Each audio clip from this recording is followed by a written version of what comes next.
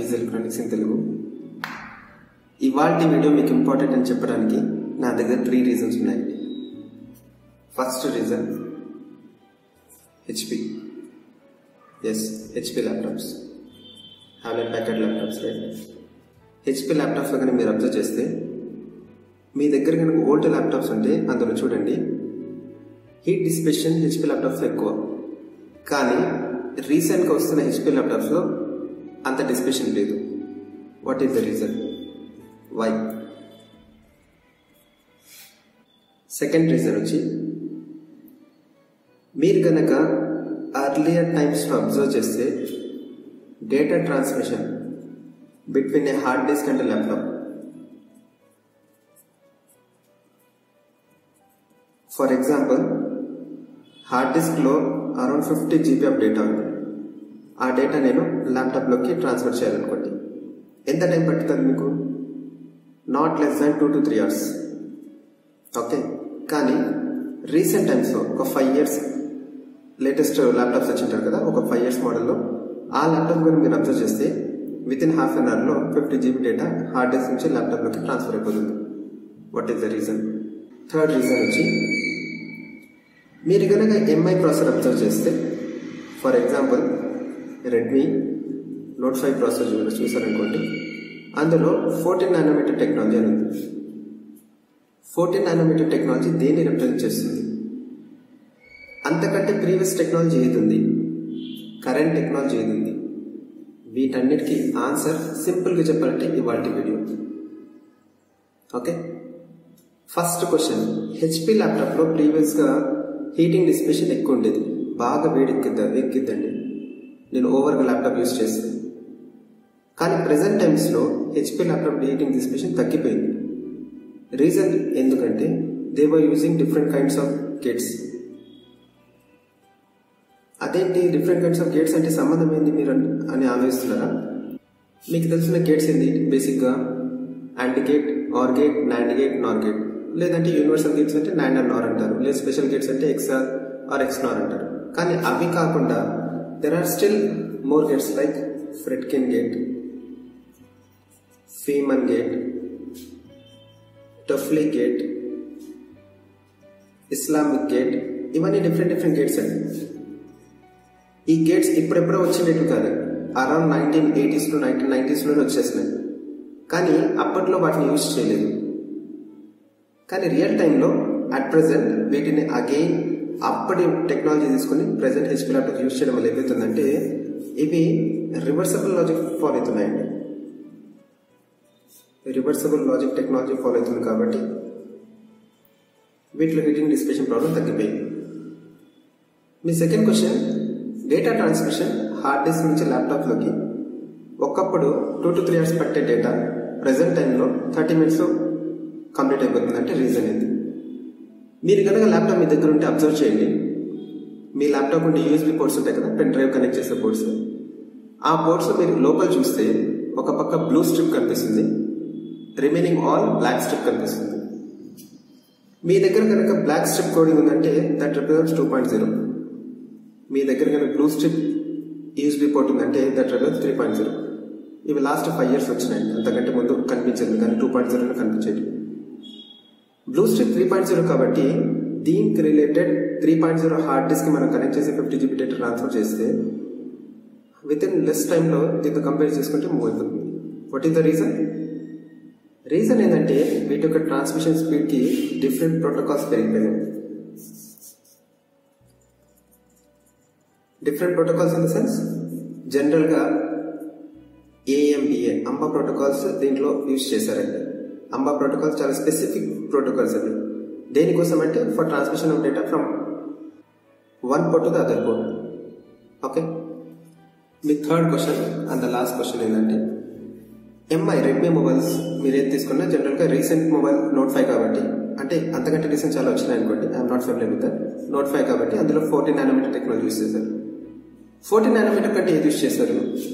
14 nanometer కంటే ముందు October 650 use చేశారండి. అందులో ఏ ప్రాసెసర్ యూజ్ చేశారు?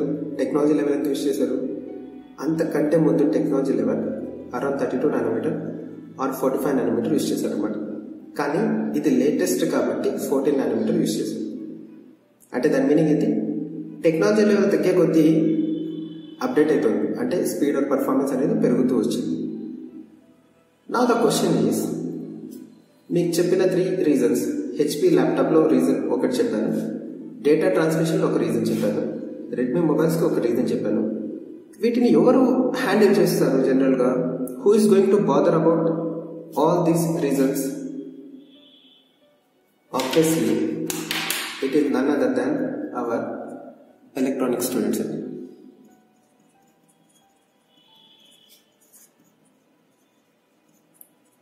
అంటే దాని మీనింగ్ ఏంటి?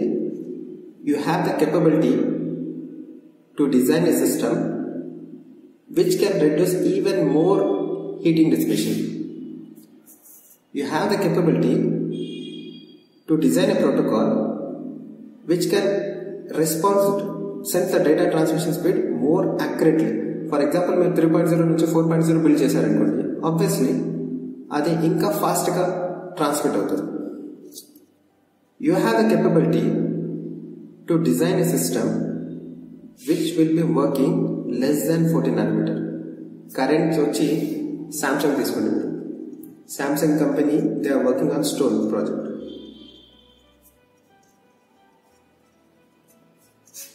కాల్స్ అంటే మీరు గూగుల్ చేయండి. డు నాట్ బిలీవ్ మీ, మీరు గూగుల్ చేయండి. You will able to get what Samsung is doing. IBM తీసుకోండి. IBM company it is working on 4 nanometer technology. 4 nanometer, this is 14 nanometer. ఇది 14 నానోమీటర్, ఇది 4 nanometre. అంటే ఇది కనుక సక్సెస్ అయితే రాబోయే కాలంలో యూజ్ చేసే మొబైల్ ఫోన్స్లో డేటా ట్రాన్స్మిషన్ స్పీడ్ ఇంకా పెరుగుతుంది, పర్ఫార్మెన్స్ ఇంకా రియలబుల్గా ఉంటుంది. At the same time size of the transistor, size of the mobile phone కూడా బాగా తగ్గిపోతుంది అనమాట. క్లియర్? ఈ అన్నిటి మీద జనరల్గా ఐడియా కావాలంటే ఏం కావాలా మీకు? నేను చెప్పాను సరే, ఎలక్ట్రానిక్స్ స్టూడెంట్స్, ఎలక్ట్రానిక్స్ ఇంజనీర్స్ అని చెప్పాను. దీనికి ఏం కావాలి డీటెయిల్? దీనికి కావాల్సిందల్లా ఒకటే అండి. టు ద మ్యాక్సిమం ఎక్స్టెంట్ మీకు కావాల్సింది డిజిటల్ ఎలక్ట్రానిక్స్.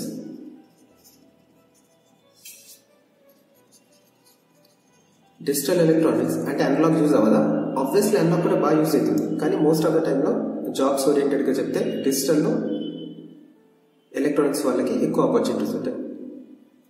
విఎల్ఎస్లో చాలా స్ట్రీమ్స్ ఉన్నాయి, కానీ బ్రాడ్గా క్లాసిఫై చేసి 1 you have front end, second you have back end. మీకు రీజన్స్ చెప్పాను కదా, for example heating dissipation reduce చేయడం, లేదా పర్ఫార్మెన్స్ని ఇంక్రీజ్ చేయడం, లేదంటే డేటా ట్రాన్స్మిషన్ని ఇంక్రీజ్ చేయడం అని. ఇదంతా దేని మీద డిపెండ్ ఉంటుంది? ఖచ్చితంగా సమ్హౌ ఆర్ ద అదర్ ఇవి ప్రాసెసర్కి రిలేటెడ్ అండి. మీరు బిల్డ్ చేసే ప్రాసెసర్, మీరు బిల్డ్ చేసే ప్రాసెసర్లో ఏ ట్రాన్సిస్టర్ యూజ్ చేశారు దాని మీద డిపెండ్ ఉంటుంది. మీరు యూజ్ చేసిన ట్రాన్సిస్టర్లో ఏ టెక్నాలజీ లెవెల్ యూజ్ చేశారు దాని మీద డిపెండ్ ఉంటుంది. అవన్నీ ఇంటర్ కనెక్టెడ్ అనమాట. ఓకే, ఇదంతా కమ్స్ అండర్ బ్యాక్ ఎండ్. అంటే నక్షల్లో సింపుల్గా చెప్పాలంటే ట్రాన్సిస్టర్ ఉంటుంది కదా, you take BJT or you take a MOSFET. ఈ ట్రాన్సిస్టర్ని స్క్రాచ్ నుంచి మనం మాడిఫై చేయగలిగితే దానికి బ్యాక్ ఎండ్ అంటారు.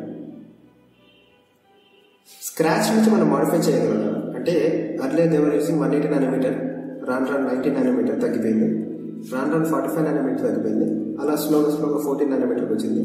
Current IBM they are working on 4 nanometer technology మీద వర్క్ చేస్తున్నారు అనుకోండి.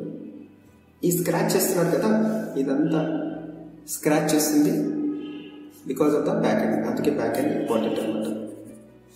బ్యాక్ ఎండ్లో ఆపర్చునిటీస్ ఎక్కడ ఉంటాయంటే జనరల్గా ఫ్యాబ్రికేషన్ సెంటర్స్లో ఉంటాయి. VLSI fabrication centres. Fabrication centres ఎక్కడ ఉంటాయి? ఫ్యాబ్రికేషన్ సెంటర్ అంటే ఐసీస్ని ఎక్కడైతే మనం ఫ్యాబ్రికేట్ చేయగలుగుతామో అక్కడ ఉంటాయి అనమాట. మీరు ఇండియాలో చూస్తే hardly less than 10 fab centres ఉంటాయి. అందులో ఒకటి ఐఐటి బాంబేలో ఉంది, ఐఐఎస్సి బెంగళూరులో ఉంది, ఢిల్లీలో ఒకటి ఉందండి. అలా కౌంట్ చేసుకుంటే అరౌండ్ 6 to 8 ఫ్యాబ్ సెంటర్స్ ఉంటాయి. దీనికి కెరియర్స్ ఉంటుందండి, జాబ్ ఆపర్చునిటీస్ దీనికి కూడా బాగుంటాయి. కానీ ఫ్యాబ్రికేషన్ సెంటర్స్ మనకి ఇండియాలో తక్కువ కాబట్టి బ్యాక్ ఎండ్లో జాబ్ ఆపర్చునిటీస్ తక్కువ ఉంటాయి. బ్యాక్ ఎండ్లో VLSIలో జనరల్గా ఫ్రంట్ ఎండ్ వాళ్ళకి ఆపర్చునిటీస్ బాగుంటాయి. ఫ్రంట్ ఎండ్ జాబ్ ఏం చేస్తారు, ట్రాన్సిస్టర్ స్క్రాచ్ నుంచి బిల్డ్ చేశారని చెప్పారు కదా, దీని బేస్ మీద ప్రాసెసర్ ఫ్యాబ్రికేట్ చేశారనుకోండి, ఆ ప్రాసెసర్ని టెస్ట్ చేయడానికి ఫ్రంట్ ఎండ్ యూజ్ చేస్తారు అనమాట. జనరల్గా ప్రాసెసర్ ఎన్ని బిట్స్లో ఉంటాయి మీకు తెలిసిండేది 8 bit are 16 bit are 64 bit అని మీరు చెప్తారు. అది కాదండి. ఇప్పుడు రీసెంట్ టైమ్స్లో వస్తున్న ప్రాసెసర్స్కి 4 సైడ్ పిన్స్ ఉంటాయి అన్నమాట. ఇలా ఉండింది 4 సైడ్ పిన్ అంటే ఫర్ ఎగ్జాంపుల్ 128 పిన్ ఐసీ అనుకోండి. 128 పిన్ ఐసీ అంటే 2/128 పాసిబుల్ కాంబినేషన్స్ చేయాలి టెస్ట్ చేయడానికి. అంటే 0 0 0 0 అలా ఎక్కడ దాకా 127 దాకా, అలా 1 1 1 1 ఇలా 120 టోటల్ కాంబినేషన్స్లో డిజైన్ చేయాలి. ఇన్ని పాసిబిలిటీస్ మనం చెక్ చేయగలమా మాన్యువల్లీ? Obviously no. దీనికోసమే ఫ్రంట్ ఎండ్ వాళ్ళు ఏం చేస్తారంటే డిఫరెంట్ టూల్స్ యూజ్ చేస్తారు. సింపుల్ టూల్స్ వచ్చి Xilinx లేదా మోడల్ సింగ్ లేదా మెటాగ్రాఫిక్స్ లేదా క్వెస్ట్ అసెంబ్లీ యూజ్ చేస్తారండి. ఓకే, ఫ్రంట్ ఎండ్లో VLSI వాళ్ళకి కెరియర్స్ చాలా బాగుంటుందండి. ఇనీషియల్గా స్టార్టప్లో ఎంటర్ అయితేనే బెటర్ నాకు తెలిసినంత వరకు దాని compare to working in MNC. Front ఎండ్లో కెరియర్ డెవలప్ చేయాలా, VLSIలో ఇంట్రెస్ట్ ఉన్న వాళ్ళు ఫ్రంట్ ఎండ్లో కెరియర్ డెవలప్ చేయాలంటే వాళ్ళకి కావాల్సింది again so called digital electronics. Digital electronics అంటే మీకు తెలిసినట్టు gates, flip flops, registers, counters అవే అనుకుంటున్నారు మీరు. ఎస్, ఆబ్వియస్లీ అవే, దట్ ఈస్ ట్రూ. కానీ వాటిని ఎఫెక్టివ్గా ఒక సిస్టమాటిక్గా ఎలా డిజైన్ చేయగలరు అనేది ఛాలెంజింగ్ టాస్క్ అనమాట. ఫర్ ఎగ్జాంపుల్ మీకు ఒక 2 క్వశ్చన్స్ ఇస్తున్నా చూడండి. ఫస్ట్ క్వశ్చన్ ఏంటంటే అట్ దిస్ మూమెంట్ మీరు వింటున్నారు కాబట్టి అట్ దిస్ మూమెంట్ చెప్తున్నాను. Can you able to design a system which you can do the thing that routinely. మీరు రొటీన్ ఏం చేస్తారు, మార్నింగ్ లేస్తారు, ఫ్రెష్ అప్ అయిపోతారు, కాలేజ్కి వెళ్తారు, రిటర్న్ కాలేజ్ నుంచి ఇంటికి వస్తారు, 4 o'clock వస్తారు, తర్వాత ట్యూషన్కి అటెండ్ అవుతారు, లేదంటే ఇంట్లోకి చదువుకుంటారు, మళ్ళీ పడుకుంటారు. This is your routine, right? నా క్వశ్చన్ ఏంటంటే can you able to design the system to do all the specified task. మీరు మార్నింగ్ లేయడం, 9కి కాలేజ్కి వెళ్ళడం, ఈవినింగ్ 4కి ఇంటికి రావడం, మళ్ళీ చదువుకోవడం, మళ్ళీ పడుకోవడం, ఈ టాస్క్ మీరు డిజైన్ చేయగలరా? మీరు కనుక డిజైన్ చేస్తే then obviously you don't need VLSI for the front end. You are very good in front end. Second question, can you able to design a sequence generator that generates a particular sequence 110 110. ఇది example ఏం తీసుకుంటాం. మీరు ఒక సర్క్యూట్ని design చేయగలరా 110 110ని output వచ్చే విధంగా? నేను ఇన్పుట్ కాంబినేషన్స్ ఇస్తా, 110 110 110 ఇట్లా ఇచ్చుకుంటే వెళ్తాను. సమ్ ర్యాండమ్గా 0 0 1 1 1 అలా ర్యాండమ్ ఇచ్చుకుంటూ వెళ్తాను. కానీ ఈ కంప్లీట్ ఇన్పుట్ సీక్వెన్స్లో నాకు ఎన్నిసార్లు 110 110 అవుట్పుట్ వచ్చిందని నాకు చెప్పాలి. డిజైన్ చేయగలరా మీరు? ఇలాంటివి చెప్పుకుంటూ వెళ్తే చాలా ఉంటాయండి. ఇలాంటి క్వశ్చన్ జనరల్గా సిలబస్లో రావు. This is the gap we need to fill this.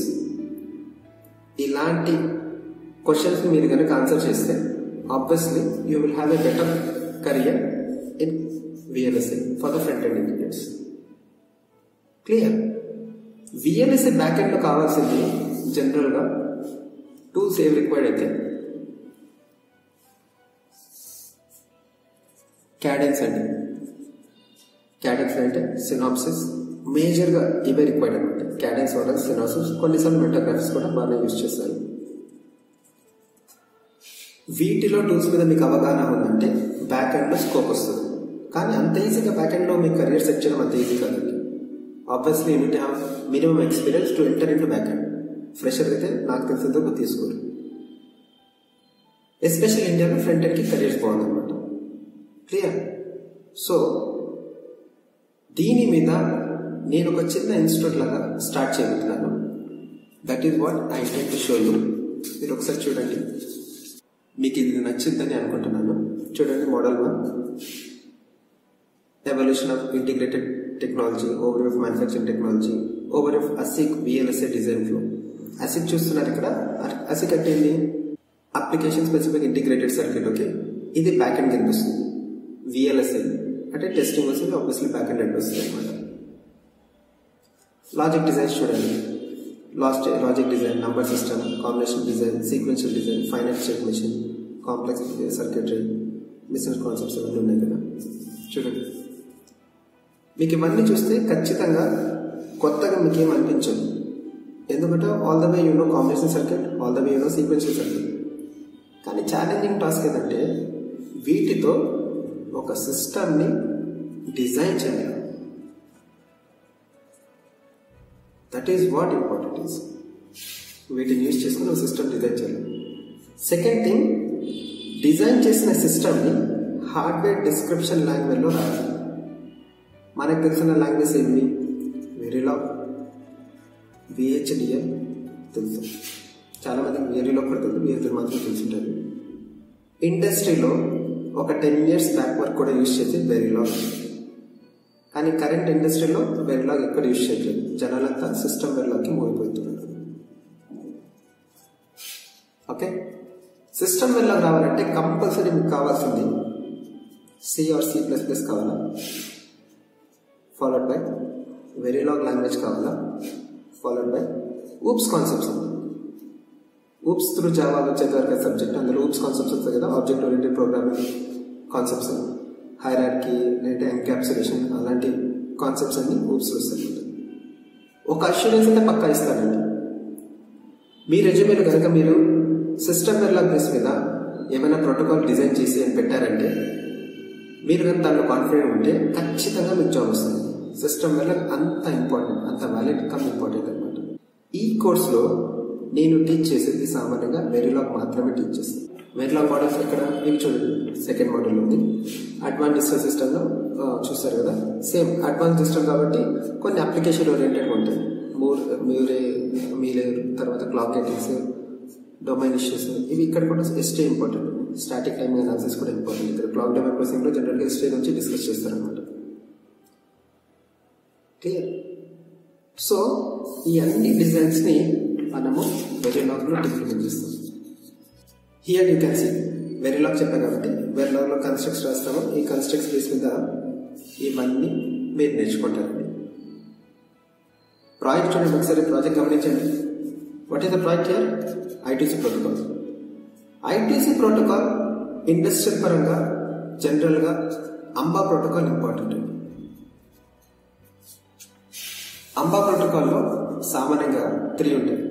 Advance peripheral bus architecture, advance high performance bus architecture, advance extension bus architecture.